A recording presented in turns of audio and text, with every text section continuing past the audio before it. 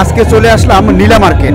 এই নীলা মার্কেটের বৈশিষ্ট্যের কথা যদি একটু বলি, এক সময় ছিল ধান ক্ষেত আর পানিতে ডুবা নালা, সেই জায়গাটা এখন হয়ে উঠেছে বিনোদনের একমাত্র কেন্দ্র। এইখানে পাবেন শিশুদের খেলার যন্ত্র থেকে বিভিন্ন walker, fishing set, barbecue set, octopus barbecue set এবং সবচাইতে গুরুত্বপূর্ণ যে বিষয়টা রয়েছে গরম গরম হাঁসের মাংস। এই দেশি হাঁসের মাংস যারা একবার খেয়েছে, দেখতেও যেমন সুন্দর, খাইতেও তেমন মজা। এই হাঁসের মাংসর জন্যই আসলে এই 300 ফিট নীলা মার্কেট মনে হয় বিখ্যাত। ঢাকার বিভিন্ন প্রান্ত থেকে ছুটে আসা মানুষগুলো এই শীতের মধ্যে হাঁসের মাংসর সাথে সুস্বাদু চাপটি, এই চাপটি বানানোতে যেমন সুন্দর, খাইতে যেন আরোটা সুন্দর। হাঁসের মাংসের সাথে এই চাপড়ি যা যায় এর থেকে ভালো থাকতে পারে, কিন্তু আমার মনে হয় এরকম নাই। এটা অবশ্যই সব থেকে বেস্ট একটা জায়গা। অবশ্যই খোলামেলার দিক থেকে ঢাকা শহরে আসলে এরকম জায়গা খুব কমই।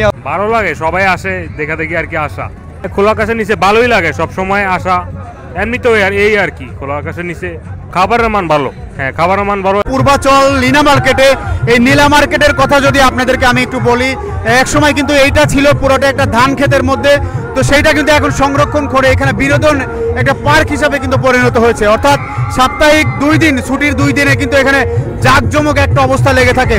এখানে যদি আপনাদেরকে পর্যটকের কথা যদি বলে থাকি, সেক্ষেত্রে খাবারের যে একটা বিষয় রয়েছে, এখানে কিন্তু হাঁসের জন্য খুবই পরিচিত একটি জায়গা এই নীলা মার্কেট।